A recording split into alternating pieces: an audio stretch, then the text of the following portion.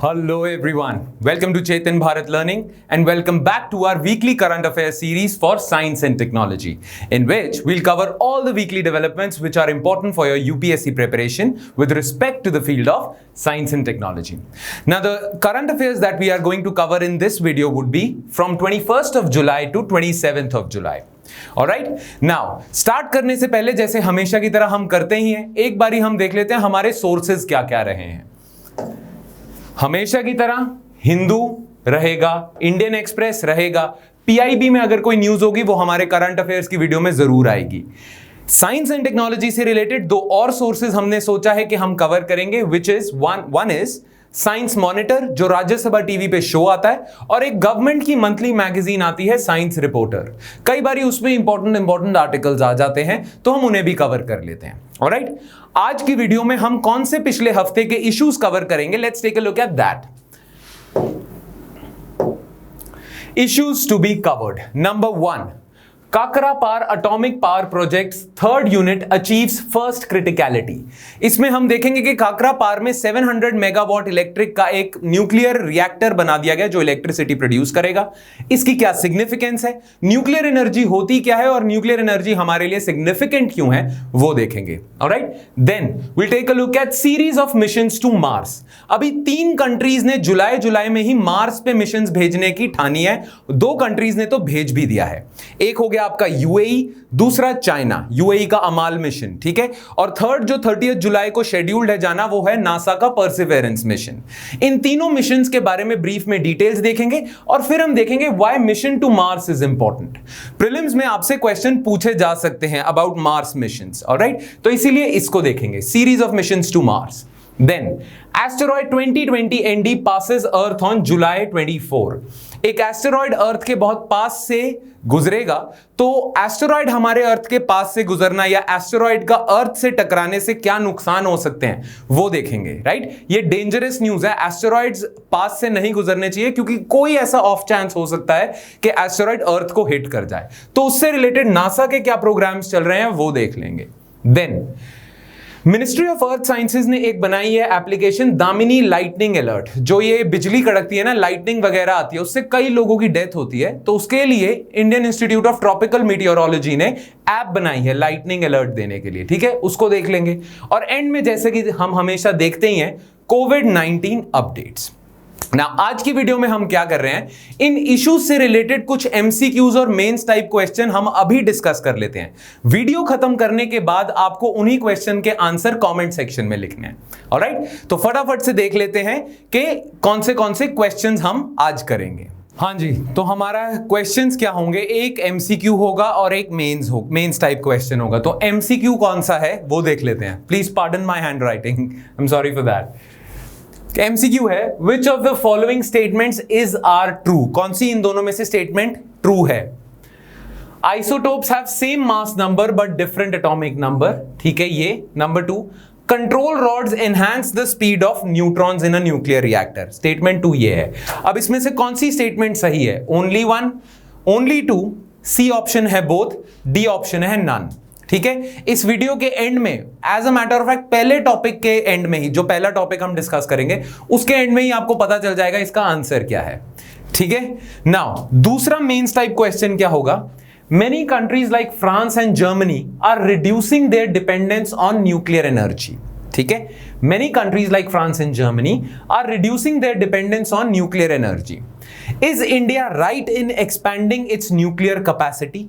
Comment 150 words में आपने इसको आंसर करना है कि बहुत सारी जो डेवलप्ड कंट्रीज हैं वो अपनी न्यूक्लियर कैपेसिटी कम करते जा रहे हैं, न्यूक्लियर एनर्जी से इलेक्ट्रिसिटी प्रोड्यूस करना कम करते जा रहे हैं, whereas India on the other hand expand कर रहा है।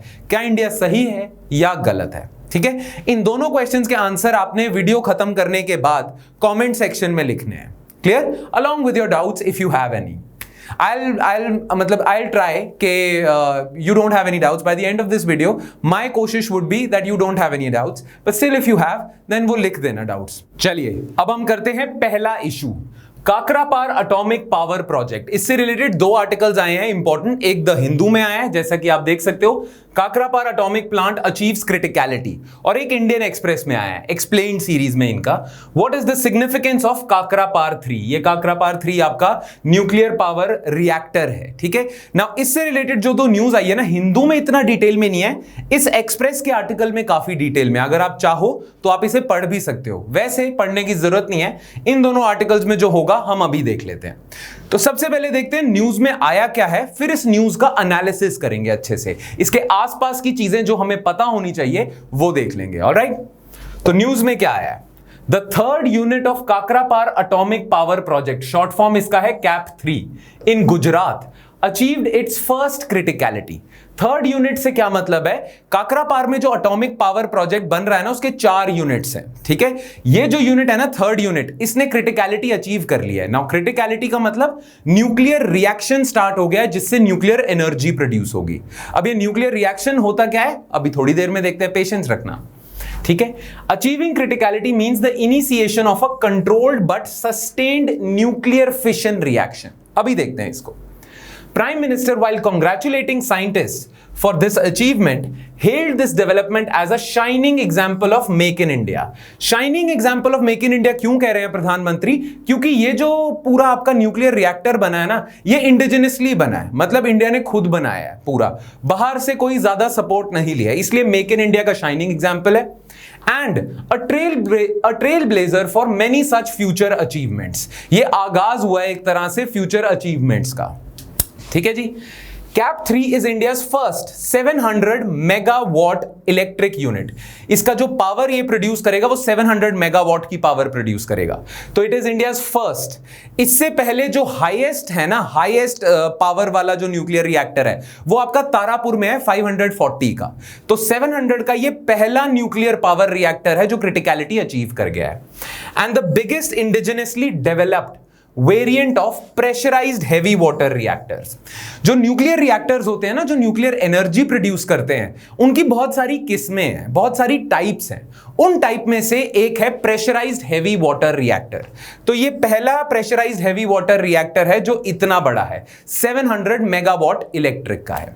ऑलराइट, अब इस न्यूज का थोड़ा सा एनालिसिस करते हैं और देखते हैं कि क्या क्या हमें पता होना चाहिए।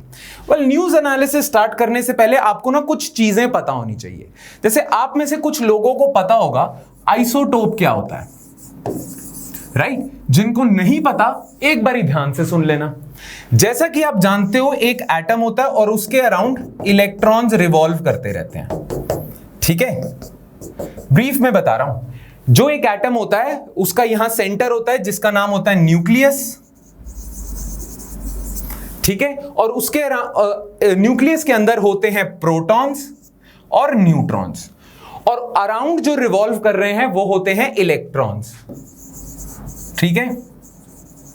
नाउ एक एटम में जितने प्रोटॉन्स होंगे ना, उतने ही इलेक्ट्रॉन्स होंगे। सो फॉर एग्जांपल, इस एटम में अगर 10 प्रोटॉन्स हैं तो 10 ही इलेक्ट्रॉन्स होंगे। उसका रीजन पता क्या है? उसका रीजन ये है, प्रोटॉन्स पे होता है आपका पॉजिटिव चार्ज और इलेक्ट्रॉन्स पे होता है आपका नेगेटिव चार्ज। अगर 11 इलेक्ट्रॉन्स हो और 10 प्रोटॉन्स हो ना, तो पूरे एटम का चार्ज हो जाएगा नेगेटिव। अगर ज्यादा प्रोटॉन हो और इलेक्ट्रॉन्स कम हो तो पूरे एटम का चार्ज हो जाएगा पॉजिटिव, तो वो चार्ज पार्टिकल बन जाएगा, ठीक है। पर अभी जो हम एटम देख रहे हैं वो न्यूट्रल पार्टिकल है, वो चार्ज नहीं है। और वो चार्ज कब नहीं होगा? जब 10 ही proton, 10 positive charge will balance out 10 electrons, charge balance कर देंगे नेगेटिव चार्ज, ठीक है। नाउ प्रोटॉन्स और इलेक्ट्रॉन्स के अलावा होते हैं न्यूट्रॉन्स, ठीक है। न्यूट्रॉन्स का कोई चार्ज नहीं होता, ठीक है। नाउ लेट्स सपोज ये जो एटम है ना, ये जो पर्टिकुलर एटम है, इसमें 10 प्रोटॉन्स हैं, 10 इलेक्ट्रॉन्स हैं, और लेट्स सपोज इसमें 12 न्यूट्रॉन्स हैं, ठीक है जी। नाउ ये जो आपका एटम होगा ना, हम कहेंगे इसका एटॉमिक नंबर क्या है?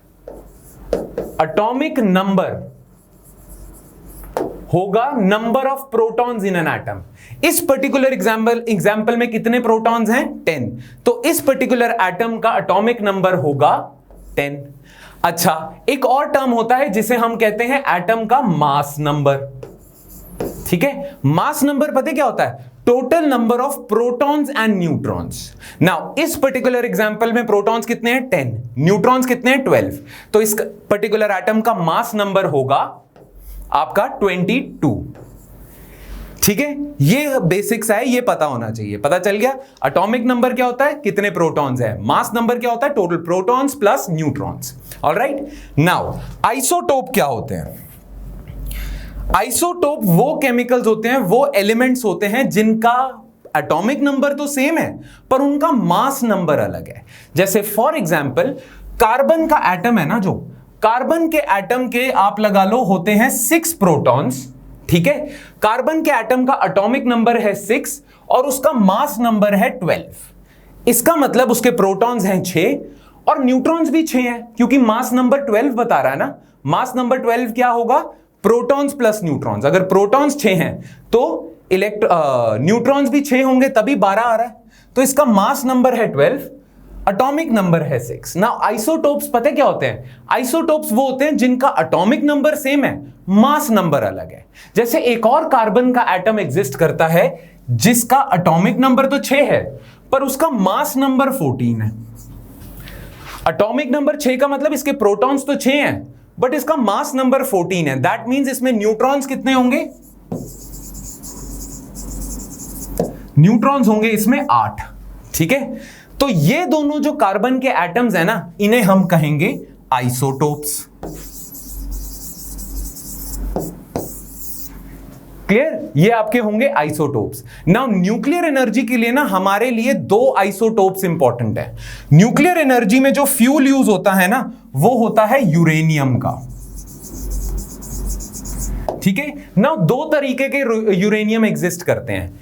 एक होता है यूरेनियम 238। यूरेनियम 238 का मतलब इस यूरेनियम का मास नंबर है 238, प्रोटॉन्स प्लस न्यूट्रॉन्स हैं इसके 238। और एक होता है यूरेनियम 235। ठीक है, नाउ इसका मतलब है इसका मास नंबर है आपका 235, इसमें प्रोटॉन्स प्लस न्यूट्रॉन्स हैं आपके 235। तो इस केस में ये दोनों जो यूरेनियम हो गए, ये क्या होंगे? आइसोटोप्स। ठीक है, बस ये पता होना चाहिए आइसोटोप्स क्या होते हैं। अब हम आगे करते हैं कि न्यूक्लियर एनर्जी प्रोड्यूस कैसे होती है। ठीक है जी, नाउ न्यूक्लियर एनर्जी 2 तरीके से प्रोड्यूस होती है। एक होता है न्यूक्लियर फिशन और एक होता है न्यूक्लियर फ्यूजन। फिशन का मतलब जब एक बड़ा न्यूक्लियस मतलब भारी न्यूक्लियस मतलब जिसका मास नंबर ज्यादा है। ठीक है, जैसे आपने देखा कार्बन का मास नंबर था 12, तो ये भारी न्यूक्लियस नहीं है। बट यूरेनियम का मास नंबर था 238, 200 में चल रहा है उसका मास नंबर, तो वो भारी न्यूक्लियस है ना। जब एक भारी न्यूक्लियस टूट जाता है, मतलब एक भारी न्यूक्लियस में इतने ज्यादा प्रोटॉन्स और न्यूट्रॉन्स हो जाते हैं कि वो अनस्टेबल हो जाता है और वो टूट जाता है, स्प्लिट कर जाता है इनटू लाइटर न्यूक्लियाई। ठीक है, उस रिएक्शन को हम कहते हैं न्यूक्लियर फिशन। ठीक है, अच्छा न्यूक्लियर फ्यूजन क्या होता है? न्यूक्लियर फ्यूजन होता है जब 2 छोटे छोटे न्यूक्लियस कंबाइन कर जाते हैं और एक हैवी न्यूक्लियस बनाते हैं, उसे हम कहते हैं न्यूक्लियर फ्यूजन। न्यूक्लियर फ्यूजन हमने ब्रीफ में पिछली साइंस एंड टेक की क्लास में करा हुआ है। हमने स्टार्स की बात करी थी और हमने बात करी थी कि स्टार्स में न्यूक्लियर फ्यूजन रिएक्शन होता है। स्टार्स में हाइड्रोजन का जो न्यूक्लियस होता है वो कंबाइन करके आपका बना देता है हीलियम का न्यूक्लियस। ठीक है, हाइड्रोजन के मैंने नीचे 1 क्यों लिखा हुआ है? इसका एटॉमिक नंबर 1 है। ठीक है, और इसका मास नंबर भी आप 2 कर सकते हो। ठीक है, खैर आप छोड़ो, उसमें नहीं जाते हम। हाइड्रोजन और हाइड्रोजन कंबाइन करके आपका बना देता है हीलियम। ना हाइड्रोजन बहुत छोटा न्यूक्लियस है, बहुत लाइट न्यूक्लियाई है। ठीक है, लाइट न्यूक्लियाई मिला के बना रहे हैं हैवी न्यूक्लियस, ये है फ्यूजन। और फिशन में क्या है? फिशन में है बड़ा जो न्यूक्लियस है वो स्प्लिट कर जाता है। ठीक है, नाउ दोनों प्रोसेसेस में एनर्जी निकलती है। जब आप न्यूक्लियर फिशन करते हो तो भी बहुत ज्यादा एनर्जी निकलती है, और जब आप न्यूक्लियर फ्यूजन करते हो तो भी बहुत ज्यादा एनर्जी निकलती है। Make sense? ठीक है, बस न्यूक्लियर फ्यूजन में पता है क्या प्रॉब्लम है? ये रिएक्शन करवाने के लिए ना आपको बहुत ज्यादा एनर्जी डालनी भी पड़ती है। आपको बहुत ज्यादा एनर्जी डालनी पड़ती है तभी ये फ्यूजन होगा। हां, जब फ्यूजन होना शुरू हो जाएगा तब बहुत ज्यादा एनर्जी निकलने भी लग जाएगी। आप बहुत ज्यादा एनर्जी डाल रहे हो और फिर जब फ्यूजन स्टार्ट हो गया तो और ज्यादा एनर्जी निकल रही है। पर इतनी एनर्जी डालना ह्यूमंस के लिए पॉसिबल नहीं है। ठीक है, ये सिर्फ स्टार्स में ही हो सकता है। फिशन में ऐसी कोई प्रॉब्लम नहीं है। फिशन में क्या होता है, बड़ा सा न्यूक्लियस टूट जाता है, आपको बहुत ज्यादा एनर्जी डालने की जरूरत नहीं है, पर बहुत ज्यादा एनर्जी प्रोड्यूस हो जाती है। ठीक है, नाउ ये दोनों टेक्नोलॉजीज बॉम्ब बनाने के लिए भी यूज हो सकती हैं। बॉम्ब जिसे कहते हैं न्यूक्लियर बॉम्ब, और इसे हाइड्रोजन बॉम्ब कहते हैं। ठीक है, और इससे आप इलेक्ट्रिसिटी भी प्रोड्यूस कर सकते हो, उस एनर्जी को यूजफुली यूज करके इलेक्ट्रिसिटी प्रोड्यूस कर सकते हो। ठीक है, नाउ फ्यूजन हम डिटेल में नहीं करते, बिकॉज इलेक्ट्रिसिटी प्रोड्यूस करने के लिए तो हमारे पास फिशन ही है। हम आज तक ये टेक्नोलॉजी डेवलप नहीं कर पाए कि हम फ्यूजन से कैसे इलेक्ट्रिसिटी प्रोड्यूस करेंगे। हमने बॉम्ब बनाना तो शुरू कर दिया है, हाइड्रोजन बॉम्ब उसे कहते हैं, पर हमने न्यूक्लियर फ्यूजन से इलेक्ट्रिसिटी बनाना नहीं सीखा है। इससे हमने बॉम्ब बनाना भी सीख लिया, इलेक्ट्रिसिटी बनाना भी सीख लिया, राइट। तो एक बारी ना न्यूक्लियर फिशन को थोड़ा सा ब्रीफली देख लेते हैं, फिर आपको काकरा पार की आगे न्यूज समझ आ जाएगी। ठीक है ना, न्यूक्लियर फिशन रिएक्शन होता कैसे है। जैसे ना ये एक यूरेनियम है, ठीक है, यूरेनियम का इसका लगा लो मास नंबर है 238 ना। आप पता क्या करते हो, इस पे ना बहुत ही ज्यादा स्पीड से एक न्यूट्रॉन बम्बार्ड करते हो, न्यूट्रॉन फेंकते हो, इस पे बहुत ज्यादा स्पीड से एक न्यूट्रॉन फेंकते हो। जैसे ही आप इस पे न्यूट्रॉन फेंकते हो काफी स्पीड से, इसके न्यूक्लियस में ये न्यूट्रॉन घुस जाता है और इसका मास नंबर 1 से बढ़ जाता है। अब 239 हो जाएगा, एक न्यूट्रॉन घुस गया ना न्यूक्लियस में। अब जैसे ये 239 पे आ जाएगा, ये अनस्टेबल होने लग जाएगा, ये अनस्टेबल हो गया, बहुत हैवी हो गया, और ये स्प्लिट हो जाएगा लाइटर न्यूक्लियस में। नए केमिकल्स बनने, नए एलिमेंट्स बन जाएंगे। ठीक है, जैसे मान लो लिथियम वगैरह, ये सब भी बन सकता है। तो अब ये स्प्लिट हो जाएगा। क्लियर। तो आप क्या करते हो न्यूक्लियर फिशन रिएक्शन के लिए, जैसे ही आप एक बहुत ही हाई स्पीड पे न्यूट्रॉन फेंकते हो, एकदम से ये न्यूट्रॉन इसमें चले जाता है, इतनी एनर्जी आती है इसमें कि ये स्प्लिट कर जाता है, न्यूक्लियर फिशन रिएक्शन हो जाता है, और क्या होता है, एनर्जी प्रोड्यूस होती है। तो न्यूक्लियर फिशन करने के लिए यूरेनियम पे आप हाई स्पीड न्यूट्रॉन फेंकते हो। अब आपको पता है ये जो न्यूक्लियर फिशन रिएक्शन है ना, ये सेल्फ सस्टेनिंग है एक तरह से। मैं बताता हूं कैसे, ध्यान से सुनना इस डिटेल को, आपको न्यूक्लियर रिएक्टर समझ आ जाएगा। ये जो यूरेनियम है, इस पे आपने 1 न्यूट्रॉन फेंका हाई स्पीड से। जैसे ही आप इस पे न्यूट्रॉन फेंकोगे, फिशन रिएक्शन स्टार्ट हो जाएगा, एनर्जी प्रोड्यूस होएगी। This heavy nucleus will split down into lighter nuclei. उसके साथ साथ ना ये 3 और न्यूट्रॉन्स फेंक देगा। फिशन में जब फिशन हो जाती है ना इस यूरेनियम की, तो ये 3 और न्यूट्रॉन्स फेंक देगा। अब ये जो 3 न्यूट्रॉन्स फेंके गए हैं, ये आगे जो यूरेनियम के एटम्स हैं उनको हिट करेंगे, वो फिशन करने लग जाएंगे, और आपके 3 और बढ़ जाएंगे। ठीक है, ऐसे करते करते साइकिल चलता रहेगा। एक आया, उसने 3 निकाले, 3 ने आगे 3 यूरेनियम एटम्स में फिशन कराई, उन्होंने 9 न्यूट्रॉन्स निकाले, 9 ने आगे 27 करना है, ऐसे बढ़ता जाएगा। ये है अनकंट्रोल्ड न्यूक्लियर फिशन रिएक्शन। ये होगा अनकंट्रोल्ड। नाउ अगर आपने अनकंट्रोल्ड न्यूक्लियर रिएक्शन कराना है ना, अनकंट्रोल, आपके कंट्रोल में नहीं, आप बहुत ज्यादा एनर्जी का ब्लास्ट हो रहा है, यह टेक्नोलॉजी आप यूज करते हो वेपन्स में। क्योंकि वेपन्स में आपने क्या करना है, आपने एक जगह पे बॉम्ब छोड़ देना है, वहां पे अपने आप यूरेनियम एनर्जी प्रोड्यूस करता जाए और ब्लास्ट हो जाए। इसे तो हम कहेंगे अनकंट्रोल्ड। पर अगर आपने इस न्यूक्लियर रिएक्शन से एनर्जी प्रोड्यूस करनी है, तो आपको इसे कंट्रोल करना पड़ेगा ना। कंट्रोल करने के लिए ना आप पता क्या करते हो, आप कंट्रोल रॉड्स डाल देते हो। कंट्रोल रॉड्स क्या करेंगी कि ये जो 3 न्यूट्रॉन निकल रहे हैं ना, इसमें से 2 को अब्सॉर्ब कर लेंगे। ठीक है, तो आपने ना एक रिएक्टर बनाया, उसके अंदर न्यूट्रॉन मारा यूरेनियम पे। Uranium will split into lighter nuclei and release 3 other neutrons. Now in that particular reactor you have inserted control rods.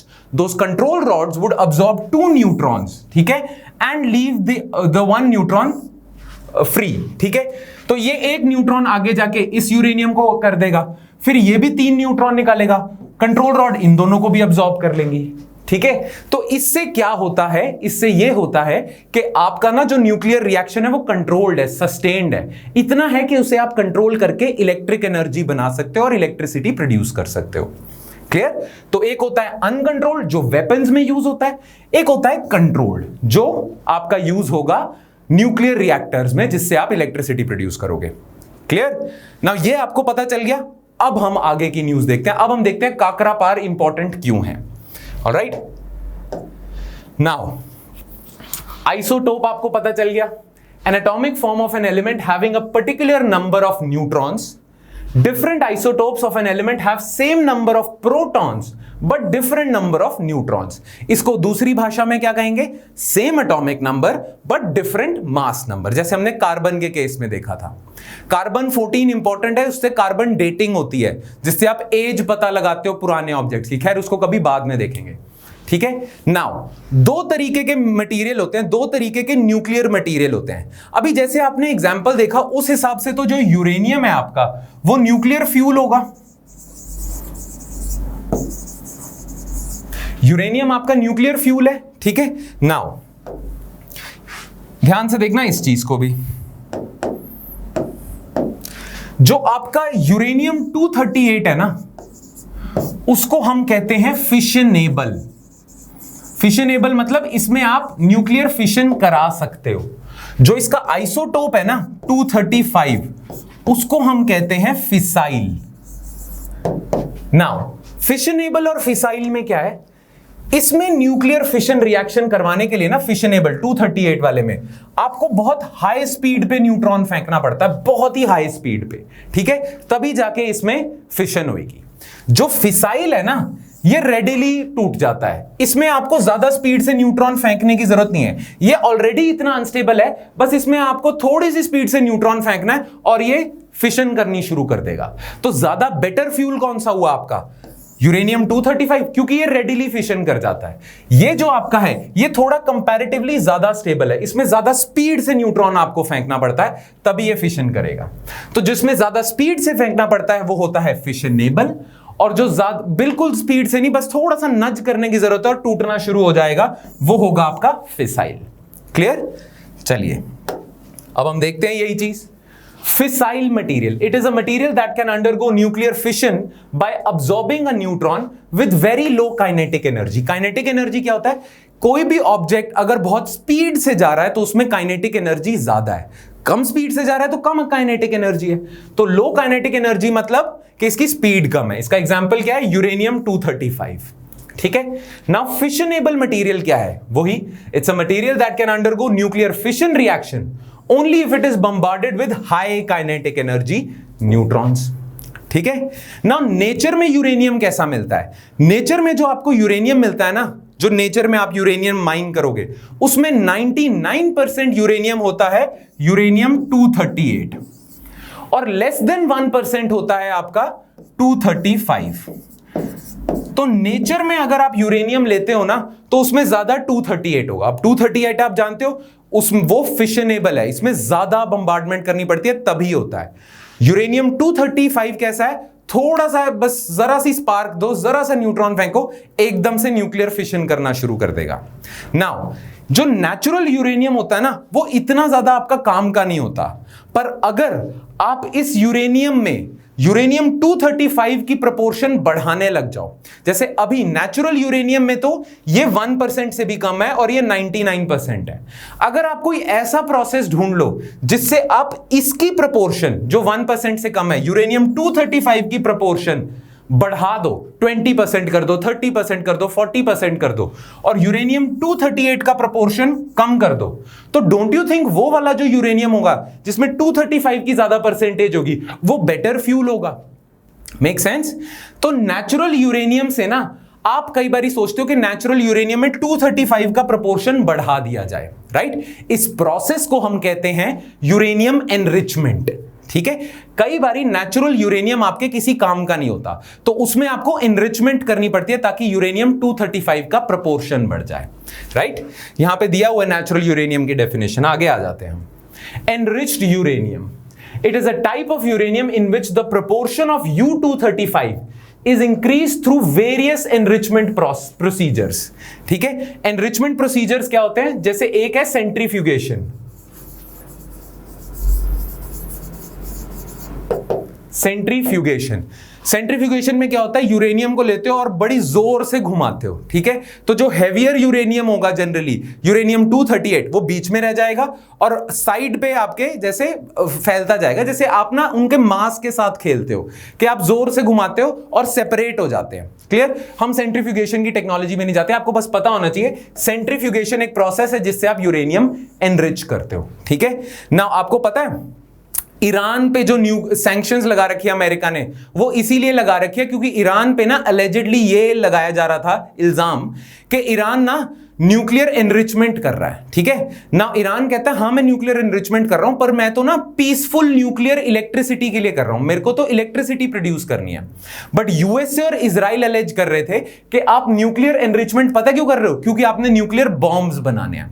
तो इसको लेकर डिस्प्यूट था। ईरान कहता था हम एनरिचमेंट इसलिए कर रहे हैं कि हमने इलेक्ट्रिसिटी बनानी है। इजराइल और यूएसए कह रहे हैं आप इसलिए कर रहे हो क्योंकि आपने वेपन बनाना है। अब ऐसा क्यों होता है, ठीक है। ये हो गया आपका enriched uranium. Now it is a highly enriched version of, यहां पे ना यूरेनियम खाली लिखा हुआ है, यहां पे आपने लिखना है वेपन्स ग्रेड यूरेनियम। नाउ एक तो होता है आपका एनरिच्ड यूरेनियम जिसमें आप U-235 की 20%, 30% कर देते हो, 12%, 14% कर देते हो। बट अगर आपने वेपन्स के लिए यूरेनियम बनाना है तो आप U-235 का प्रोपोर्शन 90% कर देते हो। इतना एनरिच कर देते हो कि उसमें फिसाइल वाला यूरेनियम 235 90% से ऊपर चले जाता है। अगर आप ऐसा कर रहे हो तो गारंटी है कि आप वेपन्स के लिए यूरेनियम बना रहे हो। तो वो यूरेनियम जिसमें 235 90% से ज्यादा होता है उसे हम कहते हैं वेपन्स ग्रेड यूरेनियम। और यहीं पे ईरान को लेके कटघरे में खड़ा करा हुआ था। ऑलराइट, देन कंट्रोल रॉड्स आपको याद है, it is a material used in nuclear reactors to control the fission rate of uranium by absorbing many neutrons released। याद है ना, हमने करा था अभी ड्यूरिंग द न्यूक्लियर रिएक्शन। अच्छा, न्यूक्लियर रिएक्टर में ना एक मॉडरेटर भी डाला जाता है ना। What is a moderator? ये मॉडरेटर काम क्या करता है, ये मॉडरेटर ना न्यूट्रॉन्स की स्पीड स्लो कर देता है, क्योंकि आपने कंट्रोल करना है ना। अगर बहुत हाई स्पीड पे न्यूट्रॉन जाएंगे तो फिर अनकंट्रोल्ड रिएक्शन होएगा, राइट। तो इसीलिए मॉडरेटर्स डाले जाते हैं इसलिए कि आप स्पीड कम कर दो, स्लो कर दो। It is a material used in nuclear reactors to reduce the speed of fast moving neutrons, ठीक है। नाउ ये एक तरह से डायग्राम है, आप करते क्या हो, एनर्जी कैसे प्रोड्यूस करते हो। देखो ये होगा आपका रिएक्टर, इसी में कंट्रोल रॉड्स हैं, इसी में ये रिएक्टर कोर है जहां पे न्यूक्लियर फ्यूल पड़ा है। ये प्रेशराइज्ड हैवी वाटर रिएक्टर का है, ठीक है।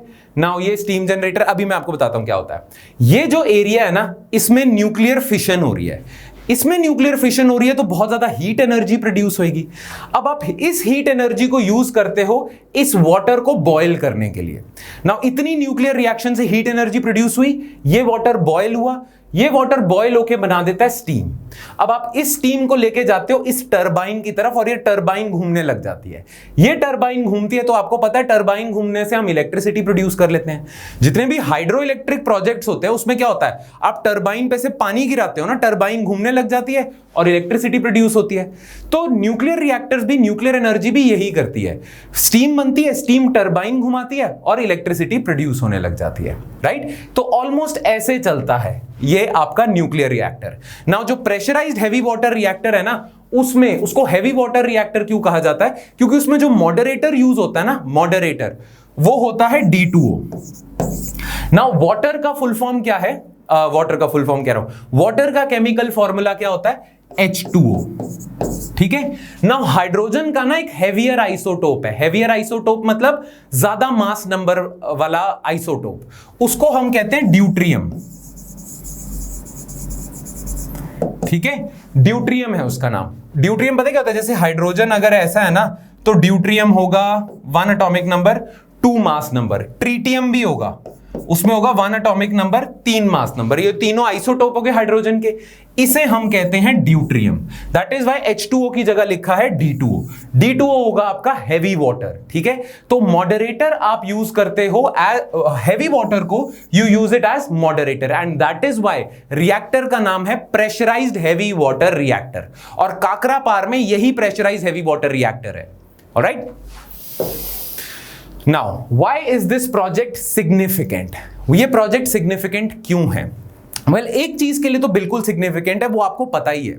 आपको पता है ना, पेरिस क्लाइमेट एग्रीमेंट जो हुआ था उसमें India was asked to declare its intended nationally determined contributions. मतलब पेरिस क्लाइमेट एग्रीमेंट में क्लाइमेट चेंज से रोकने के लिए इंडिया क्या कर रहा है, इंडिया क्या स्टेप्स लेगा। तो India promised that it will make 40% of its generation capacity with respect to electricity from non-fossil fuels। मतलब 40% उसकी जो इलेक्ट्रिसिटी जनरेट होगी ना इंडिया में, वो नॉन फॉसिल फ्यूल से होगी। मतलब कोल वगैरह से, थर्मल पावर प्लांट से नहीं होगी, नॉन फॉसिल फ्यूल से होगी। नाउ अगर इंडिया सोलर एनर्जी बढ़ा देता है, विंड एनर्जी बढ़ा देता है, तो भी ये 40% का टारगेट अचीव हो जाएगा। और अगर इंडिया न्यूक्लियर एनर्जी बढ़ा देता है तो भी ये 40% का टारगेट अचीव हो जाएगा।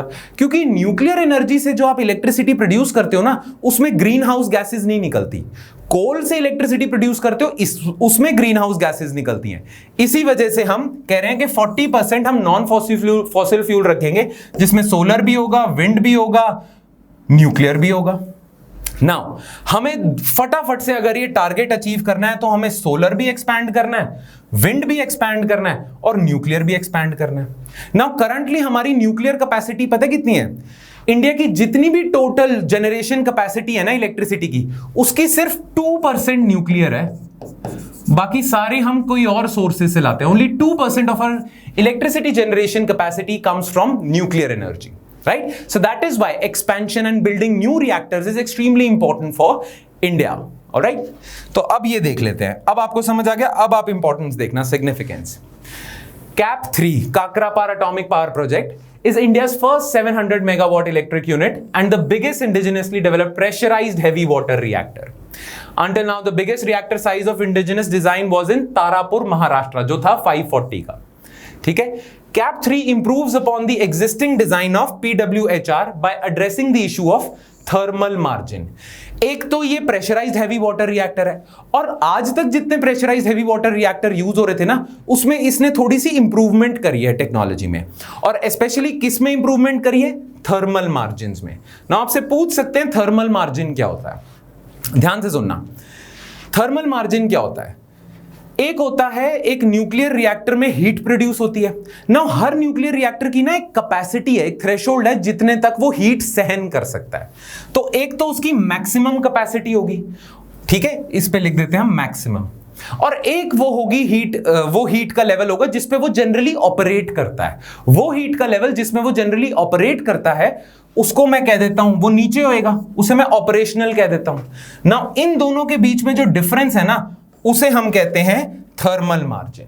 तो थर्मल मार्जिन सेफ होना चाहिए, नहीं तो कई बार क्या हो जाता है, इतनी हीट प्रोड्यूस हो जाती है कि उसके मैक्सिमम से भी ज्यादा हीट प्रोड्यूस हो जाएगी। जब मैक्सिमम से ज्यादा प्रोड्यूस हो जाएगी तो न्यूक्लियर एक्सीडेंट्स हो सकते हैं, जैसे जापान में हुआ था फुकुशिमा। ठीक है, तो न्यूक्लियर एक्सीडेंट्स ना हो इसलिए आपने अपने न्यूक्लियर रिएक्टर में थर्मल मार्जिन का इशू एड्रेस कर लिया है। ऑलराइट, आगे चलते हैं। 4 units of 700 megawatt reactors are currently being built। ठीक है, 4 यूनिट्स बनाए जा रहे हैं। 2 बन रहे हैं काकरापार में, कैप 3 एंड कैप 4, और 2 बन रहे हैं आपके रावत भट्टा में। ठीक है, Rajasthan atomic power station, RAPS 7, RAPS 8। The 700 megawatt electric reactors will be the backbone of a new fleet of 12 reactors। 12 नए रिएक्टर्स आ रहे हैं, उसमें ये जो 700 मेगावाट वाले होंगे ये बैकबोन होंगे, to which the government accorded administrative approval and financial sanction। Currently nuclear power capacity constitutes less than 2%, ये हम कर चुके हैं discuss, of the total installed capacity। ठीक है जी, आगे बढ़ते हैं। ये लिस्ट दी हुई है आपको मिल जाएगी आपके नोट्स में। ये क्या है? वो प्रोजेक्ट्स है, ये पहली वाली विंडो जिसको गवर्नमेंट ने अप्रूवल दे दिया कि आप इन्हें बनाना शुरू कर दो। और ये वो प्रोजेक्ट्स हैं जो ज्यादा कैपेसिटी के, 700 और मोर के, 700 के होंगे, 1000 मेगावाट इलेक्ट्रिक के जो बनाने हैं अभी। काकरापार में 2 बन रहे हैं, रावत भट्टा में 2 बन रहे हैं, कुंदनकुलम तमिलनाडु में रशिया की हेल्प से 2 बन रहे हैं, और कालपक्कम तमिलनाडु में भी बन रहे हैं। ऑलराइट, एक और लाइन जो मैंने ना स्क्रीनशॉट से ही उठा लिया था आपका न्यूज़पेपर में से ही, वो है additionally the 700 megawatt PHWR design has enhanced safety through a dedicated passive decay heat removal system. अगर एक्सेस हीट जनरेट हो जाती है, थर्मल मार्जिन्स कम होने लग जाते हैं, एक्सेस हीट जनरेट होने लग जाती है ना, तो इस नए डिजाइन में ना ऑटोमेटिक सिस्टम है कि हीट डिसिपेट कर दी जाए, रिएक्टर को ज्यादा गर्म ना होने दिया जाए। क्योंकि अगर ये चीज ना हो और रिएक्टर कोर गर्म ज्यादा हो जाए तो फुकुशिमा जैसे इंसिडेंट हो सकते हैं। ठीक है, तो फुकुशिमा जैसे इंसिडेंट ना हो इसलिए आपने ये सिस्टम लगा दिया, passive decay heat removal system. Alright, तो इसके साथ हमारा खत्म होता है न्यूक्लियर वाला। ठीक है, अब हम नेक्स्ट इशू पे आ जाते हैं। अब हम आ जाते हैं अपने सेकंड टॉपिक पे, जो है series of missions to Mars. जैसा कि हमने पहले भी डिस्कस करा था इस वीडियो की स्टार्टिंग में कि 3 कंट्रीज ने इस जुलाई एंड में डिसाइड करा है कि वो मार्स मिशंस भेजेंगे। एक कंट्री है आपकी यूएई, ठीक है, दूसरी चाइना और तीसरा यूएसए चल रहा है। जुलाई एंड में ये तीनों ने मार्स मिशन भेजे हैं। इसी से रिलेटेड 2 आर्टिकल्स आए हुए हैं। एक आया है आर्टिकल, इंडियन एक्सप्रेस में ही 2 आर्टिकल्स आए हैं। Tianwen-1 explain what China's Mars mission is about and how it signals space race with US। एक तो ये आर्टिकल आया, दूसरा series of missions to Mars, why, when. ठीक है, तो ये दोनों आर्टिकल्स में क्या लिखा हुआ है हम थोड़ा अच्छे से देख लेते हैं। ऑलराइट, चलिए।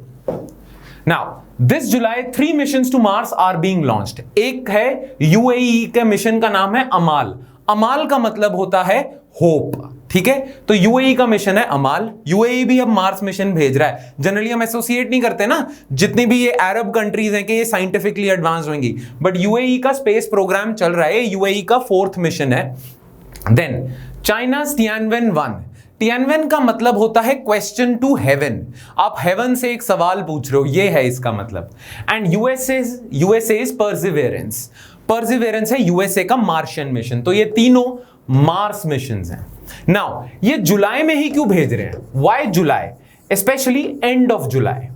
क्योंकि एंड ऑफ जुलाई जो इस साल का है ना, वो पीरियड है जब अर्थ और मार्स काफी करीब आ गए हैं। ये इनके जो अपने अपने ऑर्बिट्स है ना, उन ऑर्बिट्स में दोनों प्लैनेट्स की ऐसी पोजीशन हो चुकी है जिसमें जुलाई के एंड में ये दोनों काफी करीब आ गए हैं। अब इस समय अगर आप स्पेस मिशन भेजते हो तो आपके लिए काफी किफायती है। It is very cheap for you. Why is it cheap for you? Because now you have to travel less distance, and because you have to travel less distance you have to spend less money on fuel. Right? So your journey is short, your fuel is cheap now because you don't have to carry that much fuel. All right? The end of July offers a launch window during which Earth and Mars will be aligned at their closest points. पास होंगे बहुत. In 2 years, ये 2 साल में एक बारी point आता है, which means using less fuel to reach the planet. ठीक है? If the spacecraft is launched too early or too late, अगर ज्यादा इस एंड ऑफ जुलाई से ज्यादा पहले या ज्यादा लेट कर दिया तो मार्स निकल लेगा, फिर दूर हो जाएगा, तो आपका जो स्पेसक्राफ्ट है ना वो पहुंच नहीं पाएगा मार्स तक। मतलब अगर पहले लॉन्च कर दिया तो आगे चला जाएगा, लेट लॉन्च कर दिया तो मतलब कैलकुलेशन आपकी वीक हो जाएगी। तो यही विंडो है आपकी जिस टाइम आपको लॉन्च करना बनता है। ऑलराइट, नाउ एक एक करके तीनों मिशंस को देख लेते हैं बिकॉज इनमें प्रीलिम से सवाल पूछे जा सकते हैं बहुत सारे। जो इंटरनेशनल मिशंस भी होते हैं ना, ये नहीं कि सिर्फ इंडिया के मंगलयान के बारे में पूछेंगे या पूछेंगे कि मंगलयान 2 का क्या सिस्टम है। इंटरनेशनल इंपॉर्टेंट मिशंस भी है ना, वो भी साइंस एंड टेक्नोलॉजी में पूछ लेते हैं। ठीक है, तो हमें इन 3 मिशंस के बारे में भी पता होना चाहिए। Now let's take a look at UAE's Amal. The launch of this spacecraft took place from Tanegashima. ठीक है, तनगशीमा स्पेस सेंटर ये है जापान में, लिखा भी होगा आगे, Japan. Aboard a Mitsubishi heavy industries rocket. Japanese industry है मित्सुबिशी, वो रॉकेट भी बनाते हैं। रॉकेट का नाम है H-11A। इस पे आपने भेजा है तनगशीमा स्पेस सेंटर। ये नाम याद करने इंपॉर्टेंट होते हैं, स्टेट सर्विसेज में तो पूछ लेते हैं, कई बार यूपीएससी भी पूछ लेता है। ऑलराइट, तो आपको स्पेसक्राफ्ट का नाम पता होना चाहिए, रॉकेट का नाम पता होना चाहिए और लॉन्च साइट का नाम पता होना चाहिए। Alright, it's an orbital mission.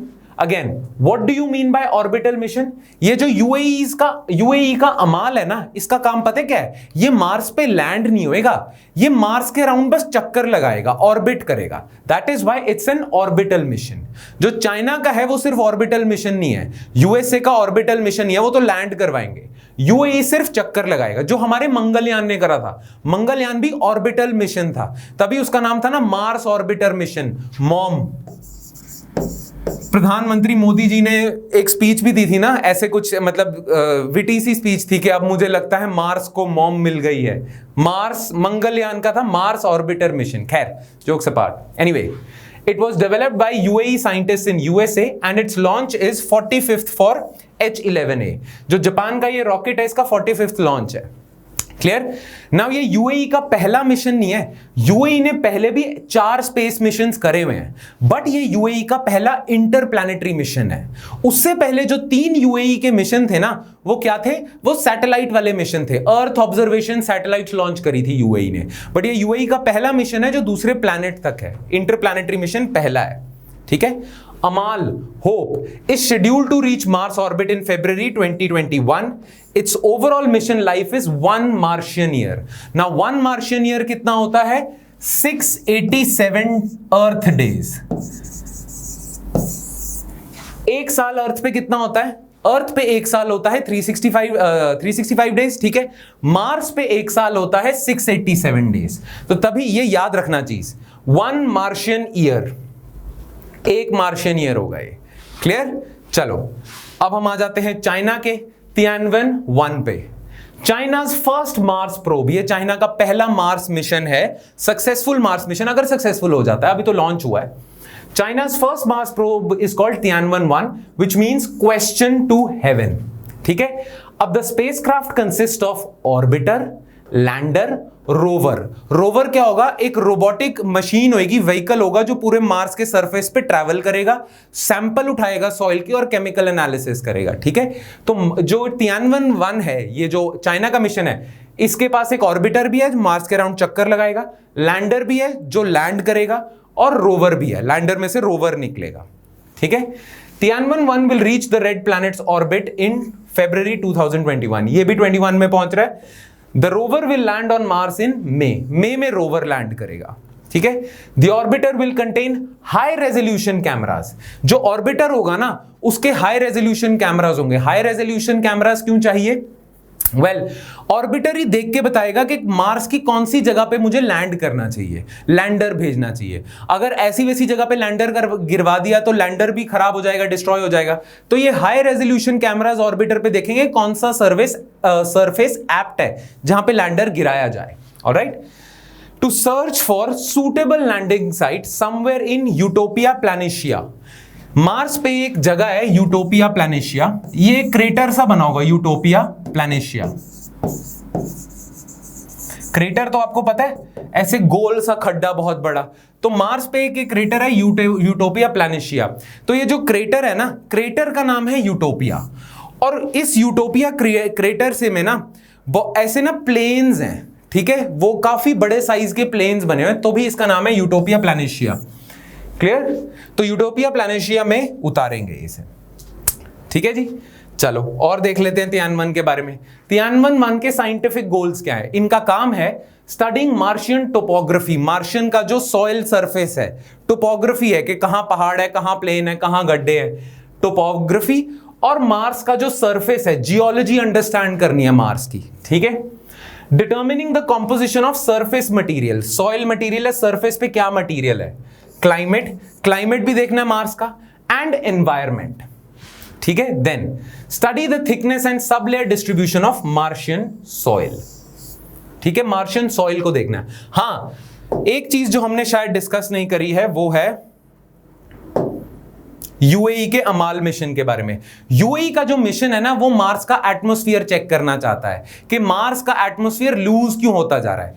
कहते थे कि कभी किसी टाइम पे शायद मार्स पे भी लाइफ थी, पर मार्स का जो एटमॉस्फेयर है ना, वो एस्केप कर गया, स्पेस में ही एस्केप कर गया। तो मार्स अपना एटमॉस्फेयर लूज क्यों कर रहा है? मार्स के एटमॉस्फेयर को स्टडी करना चाहता है अमाल। ठीक है? जो आपका तियानवन-1 है, ये सॉइल को मेजरली स्टडी करना चाहता है। ठीक है? क्लाइमेट को तो स्टडी कर ही रहा है, एनवायरमेंट को भी स्टडी कर रहा है, पर मेजरली इसने सॉइल को देखना है, सरफेस मटेरियल को देखना है। क्लियर? अच्छा, अब आ जाते हैं हम तीसरे मिशन पे जो है यूएसए का, USA perseverance mission. NASA's newest rover. NASA ने पहले भी बहुत सारे रोवर भेजे हुए हैं मार्स पे, ये नया रोवर होगा perseverance. NASA's newest rover perseverance will look for science of habitable conditions on Mars and microbial life in its ancient past. इसका काम पता है क्या है परसिवरेंस का? जैसे अभी थोड़ी देर पहले मैंने बताया कि माना यह जाता है कि शायद मार्स पे कभी लाइफ थी, ठीक है? तो ये जो परसिवरेंस है ना रोवर, ये यही चेक करेगा, ये साइंस एविडेंस ढूंढेगा इस चीज के कि मार्स पे कभी लाइफ थी। मार्स पे अगर कभी लाइफ थी तो उसके एविडेंस ढूंढने जा रहा है, ये देखने जा रहा है कि मार्स पे कभी माइक्रोब्स बैक्टीरिया वगैरह ग्रो करते थे, उनके एविडेंस ढूंढने जा रहा है ये। It's mission duration is 1 Martian year, ये हमें पता ही है 1 मार्शियन ईयर कितना है। The rover will collect Martian rock and sediment samples for analysis on earth, ठीक है जी। The rover is equipped with specialized equipment to collect data, analyze weather conditions that can help plan for future human missions. Rover का एक तो काम है evidence ढूंढना कि Mars पे कभी लाइफ थी, प्लस रोवर ना देखेगा मार्स का एनवायरनमेंट, उसे स्टडी करेगा।